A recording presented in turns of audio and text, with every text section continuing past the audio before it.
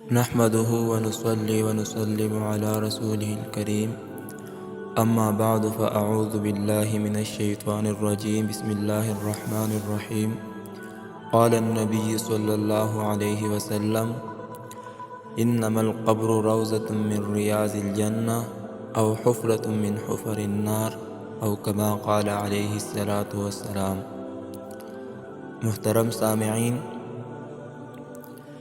آپ صلی اللہ علیہ وسلم کا فرمان ہے کہ قبر جنت کے باغوں میں سے ایک باغ ہے یا جہنم کے گڑھوں میں سے ایک گڑھا ہے۔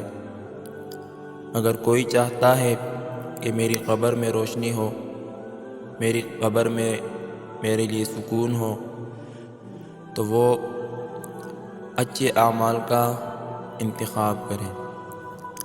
ایک بزرگ کہتے ہیں کہ میں نے حق تعالی شانہ سے دعا کی کہ مجھے قبرستان والوں کا حال دکھا دے۔ میں نے ایک رات کو دیکھا گویا قیامت قائم ہو گئی اور لوگ اپنی قبروں سے نکلنے لگے۔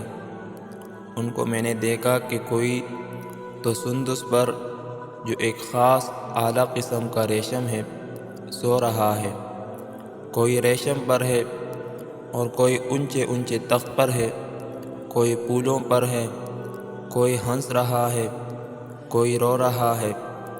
میں نے کہا یا اللہ، اگر یہ سب ایک ہی حال میں ہوتے تو کیسا اچھا تھا۔ ایک شخص نے ان مردوں میں سے کہا کہ یہ اعمال کے تفاوت کی وجہ سے ہے۔ سندس والے تو اچھی عادتوں والے ہیں اور ریشم والے شہداء ہیں، اور پھولوں والے کثرت سے روزہ رکھنے والے ہیں، اور رونے والے گنہگار ہیں، اور اعلیٰ مراتب والے وہ لوگ ہیں جو اللہ تعالی شانہ کی وجہ سے آپس میں محبت رکھتے تھے۔ ایک کفن چور تھا، وہ قبریں کھود کر کفن چرایا کرتا تھا۔ اس نے ایک قبر کھودی تو اس میں سے ایک شخص اونچے تخت پر بیٹھے ہوئے دیکھے۔ قرآن پاک ان کے سامنے رکھا ہوا تھا اور قرآن شریف پڑھ رہے تھے، اور ان کے تخت کے نیچے ایک نہر چل رہی تھی۔ اس پر ایسی دہشت طاری ہوئی کہ بے ہوش ہو کر گر پڑا۔ لوگوں نے اس کو قبر سے نکالا۔ 3 دن بعد ہوش آیا۔ لوگوں نے قصہ پوچھا، اس نے سارا حال سنایا۔ بعض لوگوں نے اس کی قبر دیکھنے کی تمنا کی۔ اس سے پوچھا کہ قبر بتا دے۔ اس نے ارادہ بھی کیا کہ ان کو لے کر قبر دکھاؤں۔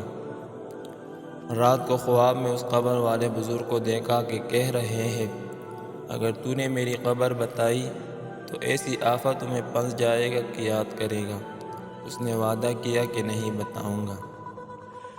میرے دوستو، یہ واقعہ تھا جس میں ہمارے لیے ایک سبق ہے۔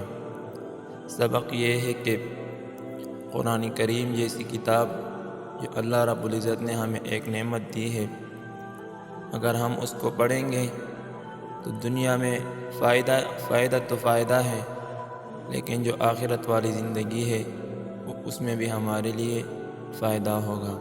اللہ رب العزت ہمیں زیادہ سے زیادہ قرآن پڑھنے کی توفیق عطا فرمائے اور آخرت والی زندگی کو ہمارے لیے اچھی بنائے۔